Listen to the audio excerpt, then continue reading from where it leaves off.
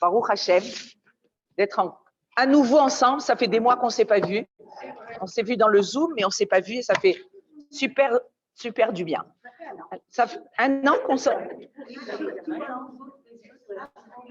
Nachon, exactement. On a besoin de se retrouver vraiment. Alors aujourd'hui, comme on est dans la semaine une semaine très spéciale, où on a le Yom Ha'atzmaut et ce qui précède Yom Ha'atzmaut, c'est Yom HaZikaron. Alors j'ai pensé qu'il faut quand même donner la place à cette date, qui est une date qui est spéciale et que en fait on va essayer de comprendre des choses au niveau historique, au niveau politique, et aussi rentrer un petit peu dans l'ambiance du peuple, où on va se retrouver réunis, comme un seul homme, avec un seul cœur, quand on va entendre la tzfira, c'est-à-dire la sirène, et on va tous se réunir, même si on n'est pas géographiquement ensemble, on va tous se réunir, on va sentir qu'on fait partie d'une seule et même âme, qui est l'âme du peuple d'Israël.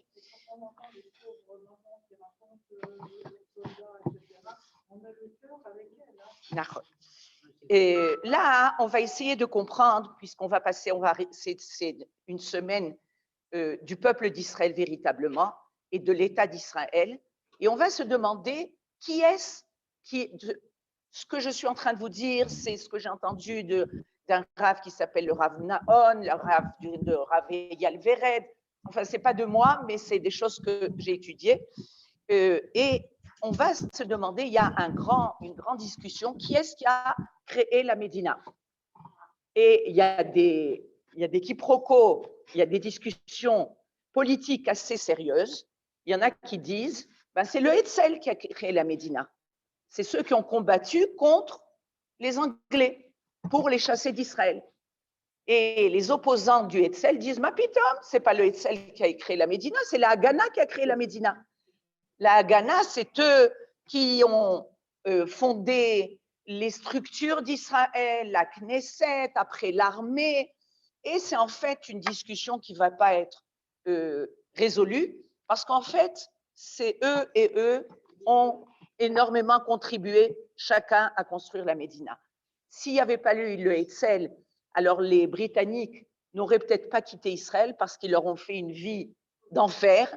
S'il n'y avait pas eu la Haganah, on n'aurait pas eu toutes les structures politiques qu'on a maintenant, c'est-à-dire l'armée, la Knesset, le Bet HaMishpat. Donc, on avait besoin des deux. Et en fait, il y a une discussion qui vient précéder tout ça. Est-ce que c'est vraiment le Hetzel et la Haganah qui ont créé la Médina, ou est-ce qu'il y a quelque chose d'avant? Alors, il y en a qui disent, mais putain, c'est Herzl qui a créé la Médina. Alors, Herzl, on va parler de Herzl quand même, parce qu'il a quand même une place importante. On ne peut pas dénigrer, c'est tellement important. Dans chaque ville, on a Sderot Herzl. Ce n'est pas pour rien. C'est exactement, c'est en fait, vous connaissez l'histoire d'Herzl. Herzl, c'était un journaliste qui habitait Budapest, qui était assimilé total, vraiment d'une famille complètement assimilée, et on lui avait demandé d'aller au Mishpat, au procès de Dreyfus, et il s'est rendu, le procès de Dreyfus, tout le monde sait que Dreyfus a été accusé de trahison, et c'était en fait un antisémitisme terrible de la part de la France, et Herzl, à l'âge de 34 ans, il a compris qu'il fallait qu'il y ait une solution au peuple d'Israël. Il s'est levé à l'âge de 34 ans, il a commencé à faire des démarches inimaginables, tout seul, et c'est lui qui payait tout de son propre argent. En 1897, il a créé le premier congrès sioniste. Il a réuni des Juifs du monde entier pour commencer à parler de la possibilité de revenir à Sion, le congrès Tsioni. Et on nous raconte, non seulement il a épuisé l'argent de la famille, mais il a épuisé Bichlal toutes ses forces. À l'âge de 44 ans, il est mort d'épuisement. Okay? Il a énormément de srouillottes et Akadosh Baruch Hu l'a choisi pour mettre le problème, c'est-à-dire c'est le moment que le peuple d'Israël doit arriver en Israël, doit fonder un État. Après 2000 ans de galoute, il est arrivé le moment où on doit revenir sur notre terre. C'est extraordinaire. Et il a dit une phrase en 1897, il a dit, sachez que c'est ou dans 5 ans que le rêve se réalisera, ou dans 50 ans. Et c'était dans 50 ans. Parce qu'en 1948, 51 ans, en 1948, il y a eu la création de l'État d'Israël. Et en fait, on pourrait se dire, peut-être qu'en fait, le sionisme, c'était avant Herzl. Est-ce que ça a commencé à Herzl? Non, ça n'a pas commencé. Il a fait Méod. Et alors, on va parler, il y a un site dans le Internet, un site où on peut tous rentrer, qui s'appelle le Atar Izkor. Atar Izkor, le site Izkor. Izkor, c'est se rappeler. Dans ce... Oui. Atar, Aleph Tafresh, Izkor, Yud Zain, Kaf Vavresh. Le site du rappel, du souvenir. Dans ce site-là, il va y avoir le nom de tous ceux qui sont tombés depuis, on va dire, X temps, pour la construction de l'État d'Israël.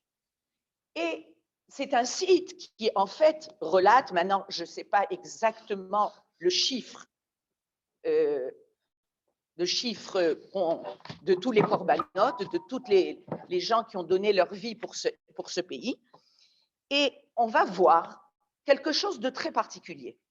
C'est que chaque personne qui est tombée en Israël, que ce soit dans les guerres ou que ce soit dans les attentats, ils ont un nom, ils sont recensés.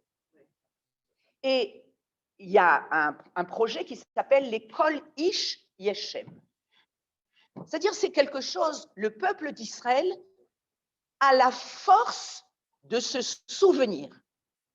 Et on va dire quelque chose de très important, c'est que si nous, on a le recensement et le nom de chaque personne qui a donné sa vie pour le peuple d'Israël, et on peut taper là-bas en mettant le nom et on va nous raconter la vie de chaque personne. Okay? En Israël, il y a le recensement et le souvenir de façon précise et individuelle.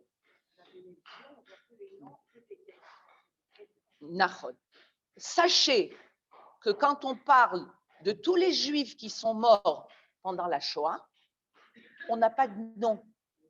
On a des noms, on a des chiffres. On nous dit combien de Juifs sont morts dans la Shoah. 6 millions. Maintenant, il y a un livre qui est sorti et il parle du 7e million. Et on n'a pas terminé. C'est-à-dire que 6 millions, c'est quelque chose de très global. Il y a Féméode, c'est 1 plus 1 plus 1. Mais qu'est-ce qui se passe? Quand on parle des corbanotes de la Shoah ou des corbanotes de tout ce qui s'est passé dans l'histoire d'Israël, on n'a pas la possibilité de donner le nom à chacun. Évidemment, il y a des noms. Vous vous rappelez, pour le Yom HaShoah, on a cliqué sur un et on nous a dit un nom. Mais on n'a pas le nom de tout le monde. On n'a pas le nom de tout le monde. Est-ce que vous pensez qu'on a le nom de tous ceux qui sont morts pendant l'Inquisition ou pendant... Ça, c'est la différence entre la galoute et la Géoula. On est maintenant dans une époque de Géoula. La Géoula, elle vient nous dire l'école Ish Yeshem. Chaque individu a un nom et il a une essence et on peut se rappeler de lui.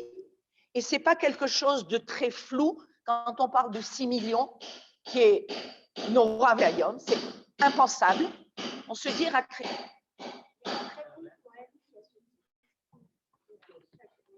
un poème, les Koli Shechem, Nachon.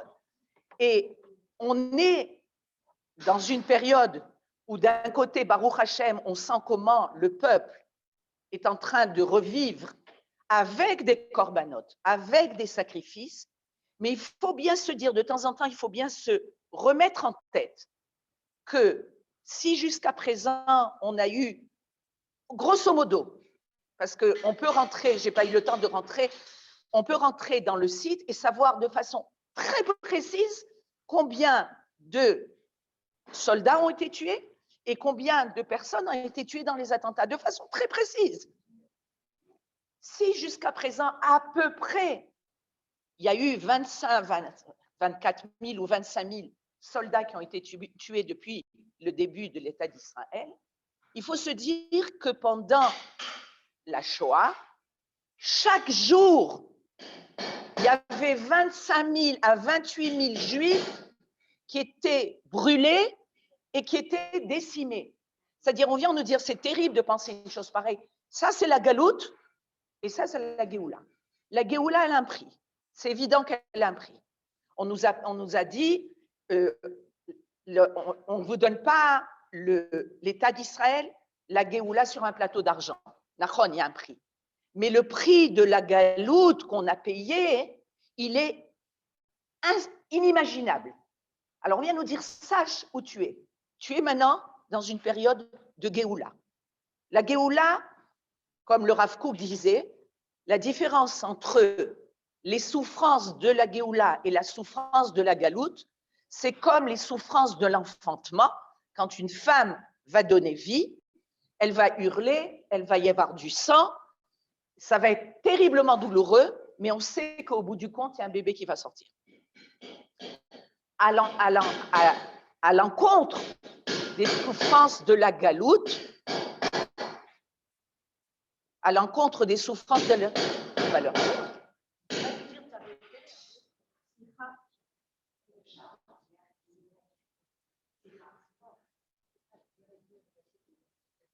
À l'encontre des souffrances de la galoute, où on nous prend comme comparaison que ce n'est pas des souffrances de l'enfantance, c'est des souffrances de mort. C'est-à-dire qu'il y a des douleurs, il y a du sang, il y a les plus grandes souffrances, mais ce n'est pas pour faire naître quelque chose. Là, c'est pour faire naître. Le Rav Kook vient nous transmettre quelque chose de très fort en nous disant les corbanotes, les sacrifices, ceux qu'on est en train de perdre de nos jours, ce n'est pas des sacrifices de mort, mais c'est des sacrifices de naissance. Et alors, dans ce Atar Yizkor, où, comme je vous ai dit, ce site-là où on peut relater, on peut voir qui sont tous les gens qui sont tombés, qui sont partis parmi nous, on va voir quel est le premier qui est parti, qui est mort, qui est le premier recensé. C'est quand même intéressant. Comment est-ce qu'on commence? Est-ce qu'on commence en 48, à la guerre de l'indépendance? Ou est-ce qu'on commence?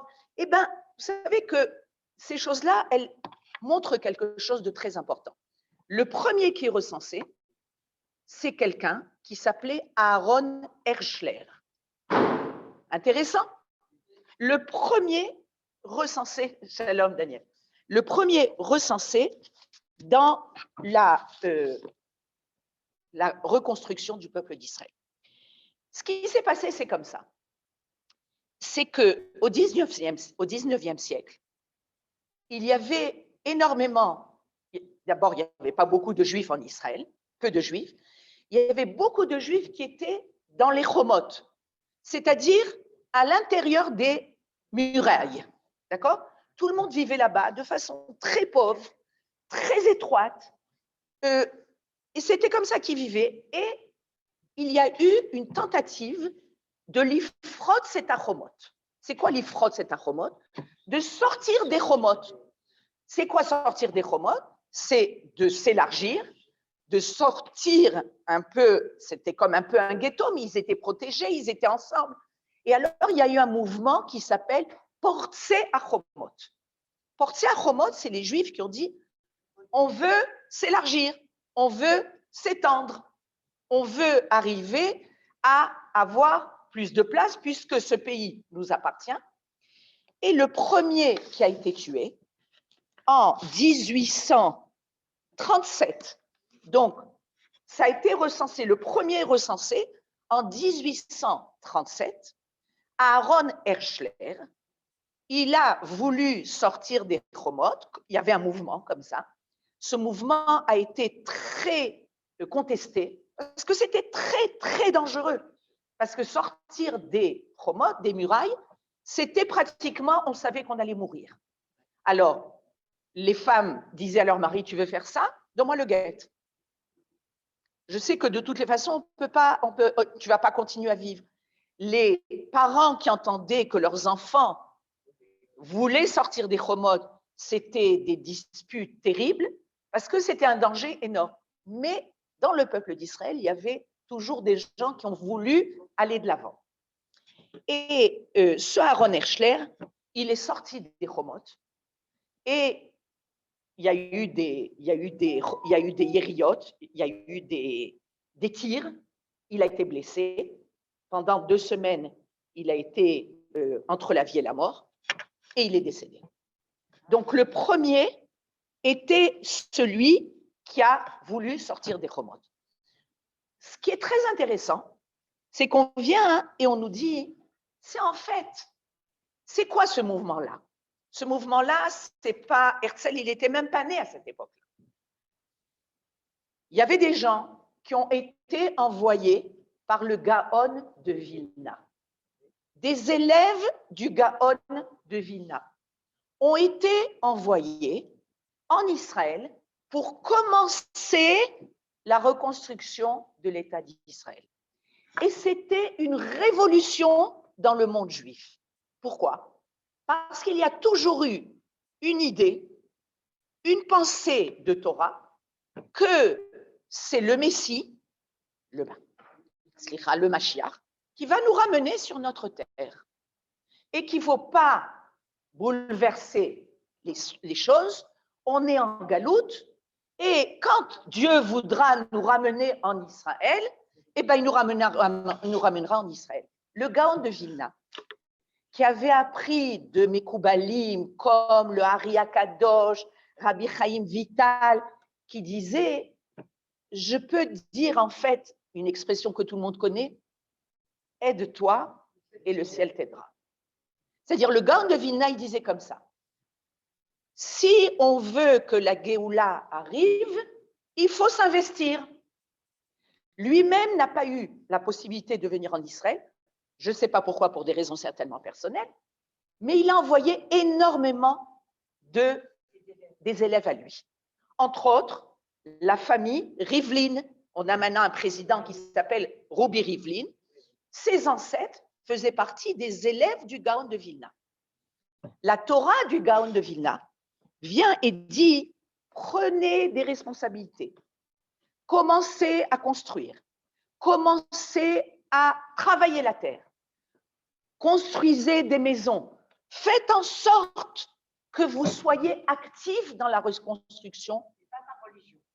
Bevadaï par religion.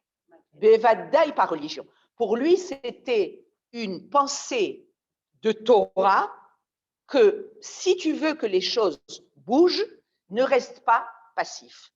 Mais c'était une révolution.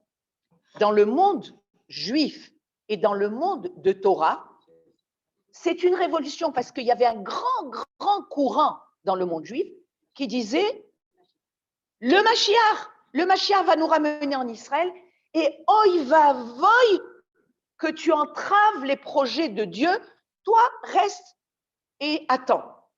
Le Gaon de Vilna a amené quelque chose de complètement différent. Donc c'est important de savoir que Bevadaï, qu'il y a eu le Hetzel, Bevadaï, qu'il y a eu la Gana, Bevadaï, que Herzl a contribué. Le Gaon de Vilna, et non seulement ça, mais le Gaon de Vilna, il a été inspiré, il a étudié évidemment, c'était un immense en Torah. Il a été inspiré par des Mekoubalim. Les Mekoubalim de Tzfat. Et c'est quelque chose qui a commencé 500 ans auparavant. C'est-à-dire pendant la période de l'Inquisition, en 1500-1600, il y a eu des forces terribles contre le peuple d'Israël. Et à ce moment-là, Dafka, c'est ce qu'on dit toujours, que plus les douleurs sont grandes, plus on va savoir que l'accouchement est proche. D'accord ?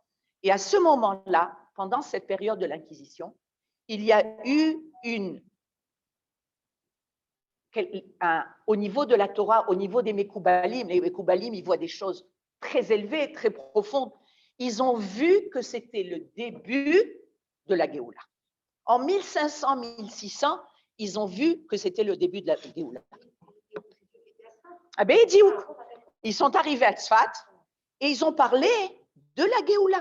Par exemple, quand on lit et on prie les Chadodi tous les vendredis soirs, et c'est une prière qui a été adoptée par tout le peuple d'Israël. C'est qui a écrit cette prière? Rabbi Shlomo Elkabetz, qui habitait à Tzfat et qui vivait à Tzfat avec le Hari Akadosh. Dans toute la tfila de l'Echadodi, la première phrase, le premier verset de l'Echadodi, on parle de Shabbat. Mais le reste, on ne parle pas de Shabbat. Le reste, on parle de la Géoula. Itoreri qui va horaire. Réveille-toi, parce que maintenant, ta lumière va apparaître. Oh, réveille-toi. On parle du peuple d'Israël, de la Shrina. L'otevoshiv et l'otikalmi. N'aie pas honte. Ne sois pas triste, n'aie pas honte. Pourquoi? Parce que maintenant, tu vas reprendre ta splendeur. Itna harim yafarkumi. Réveille-toi, secoue la poussière. On était en galoute dans la poussière. En 1500-1600, il nous parle de Géoula. Évidemment, ça a pris encore quelques centaines d'années pour que Bémet, cette Géoula, on la voit. Eux, ils l'ont déjà vu, ils ont vu déjà que la Géoula, elle était en gestation. C'était des Mekoubalim. En 1800 et quelques, il y a eu Aliyah Rishona, Aliyah Shniya, les élèves du Gaon de Vilna. On a commencé à voir les prémices de quelque chose qui est véritablement qu'on peut sentir, qu'on peut voir. Maintenant, il y a des petits rémazim, il y a des petites allusions. Le Gaon de Vilna nous dit, il y a des allusions à ça, que par exemple dans la Megillat Ruth, il est marqué Lini alayla. Et Naomi dit à sa belle-fille Ruth, Lini alayla, c'est-à-dire couche-toi, dors cette nuit. On nous dit Lini alayla, c'est la galoute. La layla, c'est la galoute. C'est le rocher, c'est l'obscurité. Quand on est dans l'obscurité, on est dans l'angoisse. Et il est marqué après Adaboker. Lini alayla, Adaboker. Boker, Zegeoula. Quand il y a la lumière qui apparaît, il y a déjà l'optimisme, tu es moins dans l'angoisse. Et après, il est marqué Shirvi Adaboker. Je n'ai pas pris le pasouk, mais c'est le pasouk où Naomi dit à Ruth de se préparer pour aller rencontrer Boaz. Et il est marqué Shirvi Ad Aboker. C'est-à-dire, couche-toi jusqu'au matin. Et il fait une gematria, un compte de ces mots, Shirvi Ad Aboker. Shirvi, c'est 337. C'est la valeur numérique 337. Ad, c'est 74. Et Boker, c'est 302. Quand on fait le compte, vous pouvez me faire confiance, quand on fait le compte, on a le chiffre de 708. C'est quoi 708? Zé Tachar. Tachar, c'est 1948. Et Ha-Tachar, Zé Shirvit Ad Ha-Boker. Il va y avoir un Boker particulier, où là, il va y avoir le Boker, c'est Tachar. C'est en 1948. C'est-à-dire incroyable. On nous transmet ça comme... comment ces mots-là représentent véritablement le début de la Géoula. Et on voit qu'Akadosh Baruch Hu, il a décidé de faire venir la Géoula pas comme on pensait qu'elle devait venir. Les plus grandes sadikim et les plus grands rabbanim pensaient que ceux qui devaient amener la Géoula, c'est des très grandes sadikim, des très grands rabbanim avec de grandes barbes, de très grandes redingotes.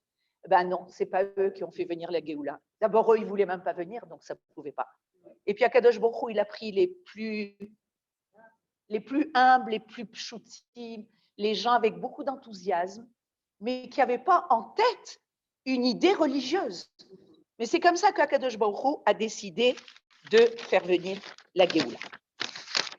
Et en fait, puisque quand même on va rentrer dans, ça nous a donné un petit peu la possibilité de rentrer dans une ambiance de Yom Ha'atzmaut et de l'histoire d'Israël, mais on va parler aussi de Yom HaZikaron. Le Yom HaZikaron où on se rappelle, comme on a dit précédemment, on se rappelle tous ceux qui ont donné leur vie au peuple d'Israël. Et regardez bien, c'est très intéressant que le peuple d'Israël a la force de se rappeler.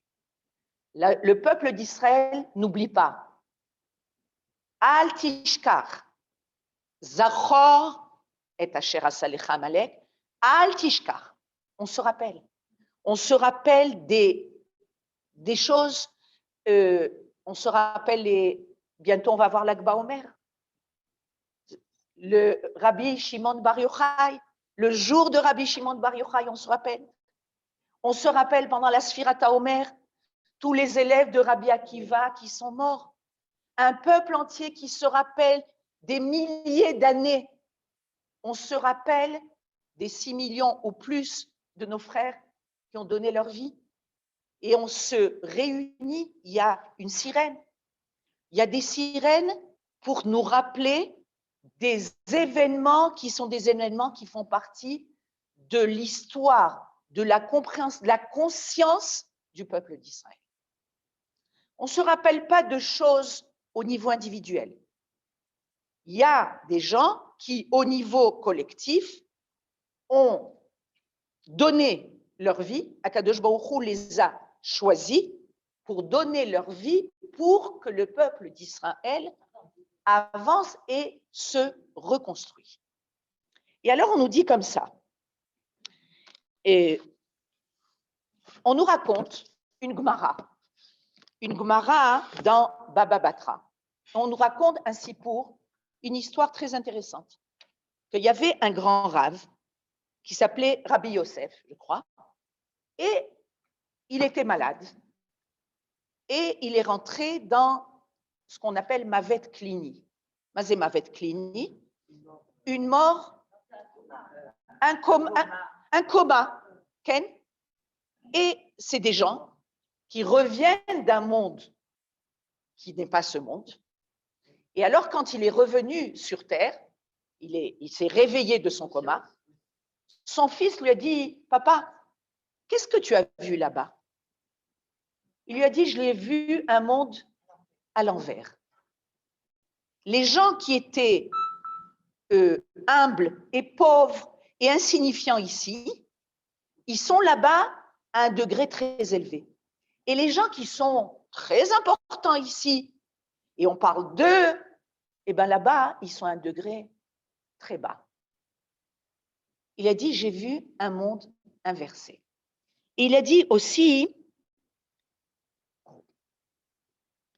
Veshamati ashre mi sheba lekan vetalmudo et yado. Et j'ai vu aussi, j'ai entendu que celui qui vient avec son Talmud, avec ce qu'il a étudié, il arrive au monde futur, ashre, il est heureux, il est bien là-bas. Et il a dit, Shamati Shayu Omrim, qui disait là-bas, Arugé Malchut, ceux qui ont été tués pour la royauté, En Bria Yechola la mode Bemechitzatam. Personne ne peut se tenir à côté d'eux tellement ils sont à un degré élevé. Et alors on demande, c'est qui les Harougé Malchut? C'est qui ceux qui ont été tués pour la royauté? Et alors on pose la question, peut-être que c'est Rabbi Akiva et ses élèves, parce que Rabbi Akiva a été tué. Alors la réponse de la Gemara, ça c'est évident. Parce que Rabbi Akiva, même s'il n'avait pas été tué par les Romains, il était à un degré tellement élevé, mais on ne parle pas d'eux. Parce que eux, c'est évident qu'ils sont à un degré très élevé. Alors de qui on parle? Harougé Malchut, ceux qui ont été tués pour la royauté. C'est quoi tuer pour la royauté? Pour la royauté de Dieu. Et on nous dit, Ele Harougé Lod. Ce sont ceux qui ont été tués à Lod. Loud, c'est qui cette histoire? De qui on parle? Et on nous dit comme ça. Il y avait une époque où à Loud, il y avait les ennemis, comme d'habitude en Israël. Et il y a eu un moment où la fille de l'empereur grec a été tuée. Et on a trouvé le corps de la fille de l'empereur mort. On a vu cette fille morte. Imaginez-vous, la fille de l'empereur. Et alors, il y a eu une décision de la royauté, de l'empereur, de tuer tous les juifs de Lod. On dit, ah, vous avez tué ma fille, eh bien, tous les juifs vont être décimés. Maintenant, ce n'était pas sûr du tout que ce soit les juifs, mais évidemment, comme vous savez, on s'en prend toujours aux juifs. Et alors, il y a eu 2 frères, des maçons. Et ils donnent le nom, ce n'est pas Réhouven et Shimon, c'est Aspasianus et des noms pas juifs, mais c'était des juifs. Ça devait être des juifs assimilés. Ils ont pris des noms de l'époque. Okay?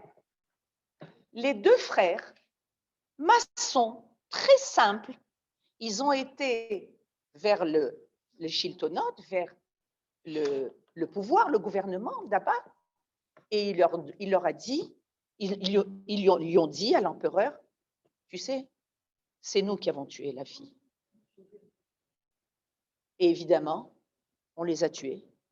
Et grâce à ça, toute la communauté d'Israël a été sauvée. Quand la Gemara nous parle de Harougé Malchut, elle nous dit, ne pensez pas que c'est des gens qui sont à un niveau de Rabbi Akiva ou des élèves de Rabbi Akiva, c'était des sommités. Eux, c'est évident qu'ils sont à un degré très élevé. Mais Harougé Malchut, c'est les Harougim, ceux qui ont donné leur vie à Lod. Ils ont voulu bien nous préciser, des gens simples, des gens qui ne connaissent pas la Torah. Mais tu es prêt à donner ta vie pour le peuple d'Israël, il n'y a pas de degré plus élevé que ça. Que tu sois grand, pas grand, petit, tu as mis de côté ton moi personnel pour la communauté d'Israël.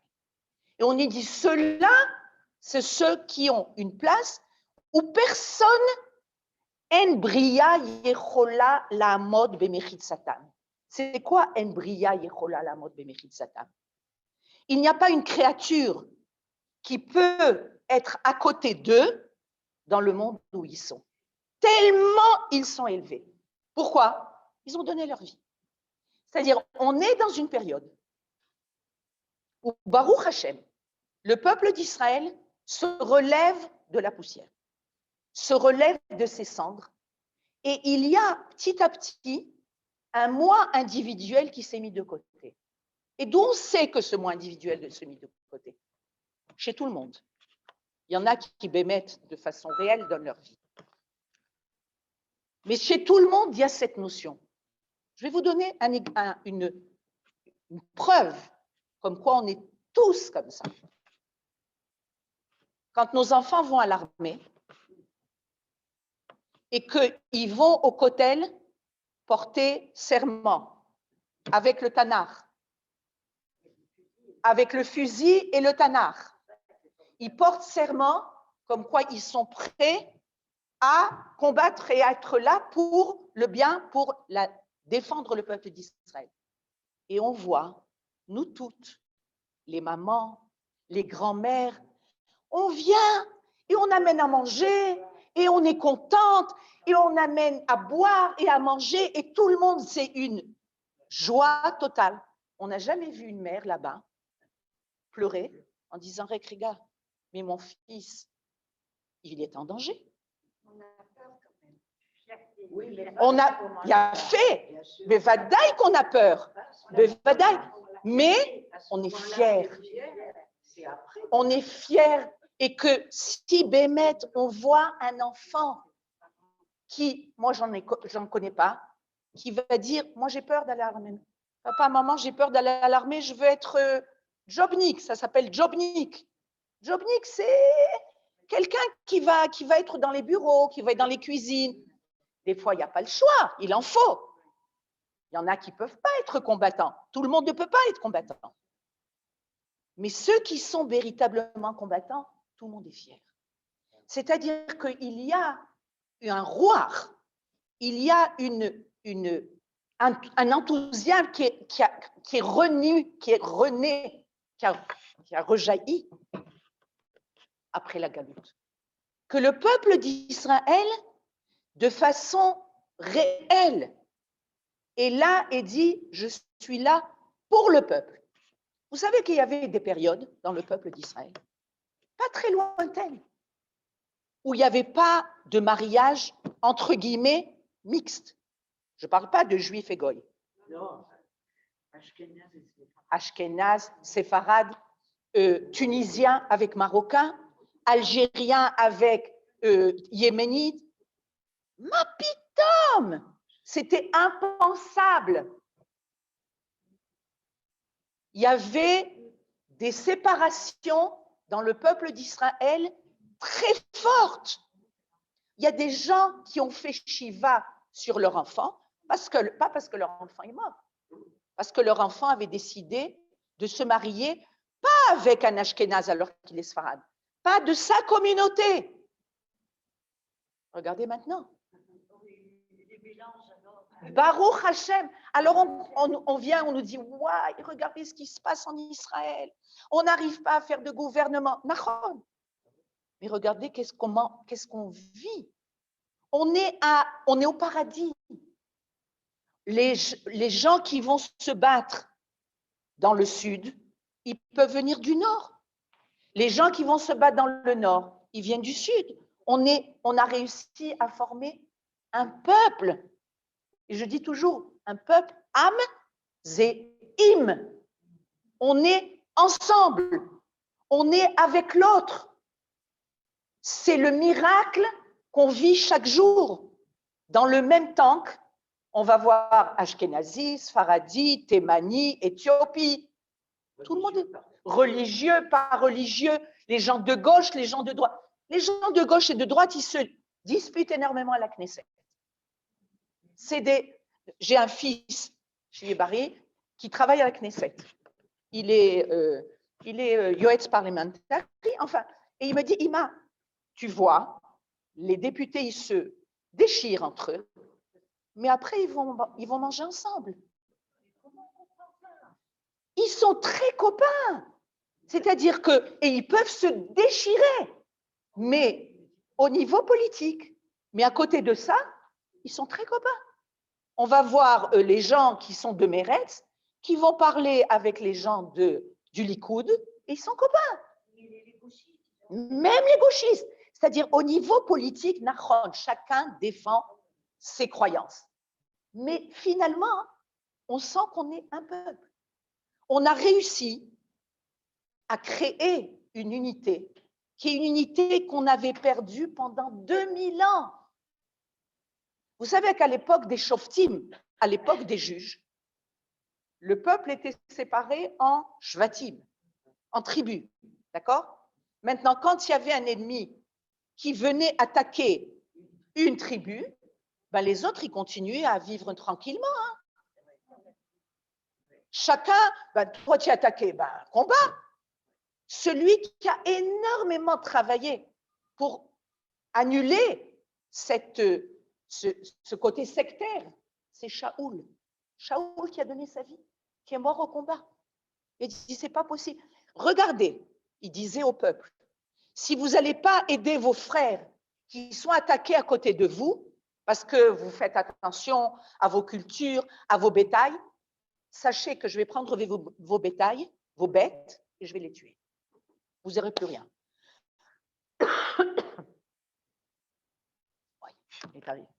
Et donc ça, c'est pour, premièrement, savoir d'où on vient. Deuxièmement, savoir que tous ceux qui ont donné leur vie continuent à être avec nous. C'est-à-dire qu'ils se sont battus ici, ils ont donné leur vie, mais ils continuent à nous accompagner. Les gens de la Shoah ont donné leur vie, ils sont présents. Ils sont présents avec nous, et si on est là, c'est grâce à toutes ces personnes qui ont donné leur vie pour que nous, on continue. Et on continue en étant conscient de façon très forte que la plus grande force du peuple d'Israël, c'est la hardout. Hardout, c'est l'unité du peuple. C'est plus, on va, chacun ses idées. On a nos idées, on veut la Torah, il y en a qui ne veulent pas la Torah, c'est d'air. Mais à côté de ça, on arrive à vivre ensemble. C'est la plus grande preuve que tout ce qu'on a fait pendant cette Géoula, et qu'on a contribué, et qu'on a construit, et qu'on a sacrifié, et qu'on continue à construire. Et ce n'est pas évident. Mais c'est pour faire naître la Géoula. On veut faire naître parmi nous Akadosh Baruch Hu. On veut que Akadosh Baruch Hu soit le roi du monde. Quand on est installé en Israël, il y a un peuple que tout le monde désigne et dit, regardez Israël. Tout le monde sait ce qui se passe dans le monde. Regardez ce qui se passe en Israël. On est le premier pays à sortir du corona. Hein? Ben, c'est normal. L'industrie de vaccins. Mais c'est normal. Il y a un problème maintenant de donner l'argent à cause des problèmes politiques. Mais c'est-à-dire, on va y arriver. Mais on est là. On est là. C'est le pays de la bracha. Quand il y avait des émeutes contre Netanyahou et pour, un jour, quelqu'un s'est mis à chanter la Tikva et tout le monde chante. Ouais. C'est beau ça. Ils ont arrêté tout pour chanter la Tikva. Magnifique. C'est-à-dire que lorsqu'on a des moments de doute et des moments où on se dit, vers quoi on va? Encore des élections? On a des problèmes. Pour arriver à la Géoula, c'est très compliqué. C'est très compliqué. Mais on est rempli d'une force, d'un optimisme, de nous dire, malgré toutes les difficultés, malgré toutes les douleurs, malgré tous les sacrifices qu'on a, c'est des sacrifices qui font naître quelque chose de nouveau dans le monde. Et on a le mérite de vivre notre génération. Et quand on entend des gens qui sont déprimés, il faut leur dire ça. Moi, souvent, j'ai entendu des gens qui me disaient, mais regardez en Israël, combien de problèmes il y a, combien de combats il y a entre vous. Vous êtes complètement déchirés. En Chutz-Laret, quand on vivait en Chutz-Laret, chacun était dans sa petite communauté. Je dis, vous savez la différence? La différence, c'est que tout le peuple d'Israël revient dans le pays. Et c'est comme une maman qui n'a pas vu ses enfants depuis très longtemps. Elle ne les a pas réunis. Et alors, ils reviennent à la maison. Elle les invite. Tout le monde revient. Il y en a un qui vient d'Éthiopie, il y en a un qui vient d'Amérique, du Canada, de France, de partout. Et ils sont tous autour de la table. Et ils commencent à se déchirer, à discuter, à avoir des... Et les cris sont hauts. Et il y en a une qui est contente. C'est la maman. C'est-à-dire, ils sont là. Ils sont tous là. Ils crient, ils se disputent, mais ils sont là. C'est ce qu'on est en train de vivre. C'est-à-dire, Kadosh Baruch Hu, il vient et nous dit, n'oubliez pas le miracle, voir l'ensemble, voir l'histoire d'Israël, d'où on vient et comment on est arrivé cette année, pendant le Seder de Pessah, on a décidé avec nos enfants et nos petits-enfants évidemment, on parle de la Yetziat Mitzrayim de nos ancêtres. Je dis, viens, on parle de notre Yetziat Mitzrayim.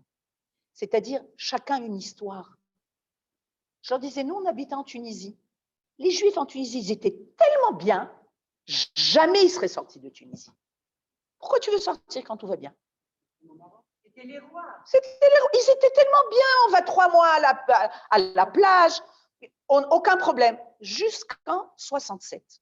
En 67, il y a eu la guerre des 6 jours et il y a eu des hordes d'Arabes qui étaient dans le riz qui disaient « Edbar Eliud », massacrer les Juifs. Et ils ont brûlé la synagogue. Akadosh Baruch Hu, il a son chemin, il a son programme pour faire sortir ces Juifs de Galout. Alors on veut que les Juifs sortent sans trop de douleur, mais des fois, il n'y a pas le choix. Parce que la Géoula, elle doit continuer. La Géoula avance. La Géoula est en train d'apparaître. On est au Boker, on est mamash à l'aube de la Géoula. C'est ce que je voulais vous dire et qu'on soit bémet conscient et qu'on remercie Akadosh Baruch Hu de tout ce qu'il nous a donné et de vivre à cette période.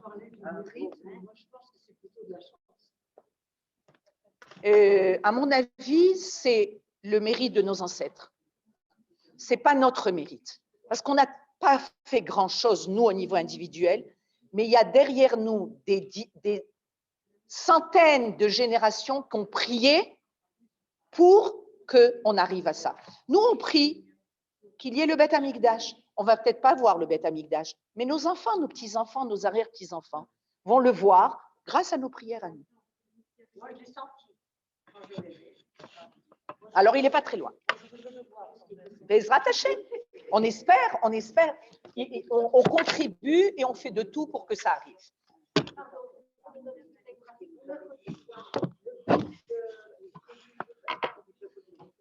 Il faut demander à Emma, j'ai aucune idée. Je ne sais pas du tout. Shavua Tov, j'étais très, très content de vous revoir. Maman,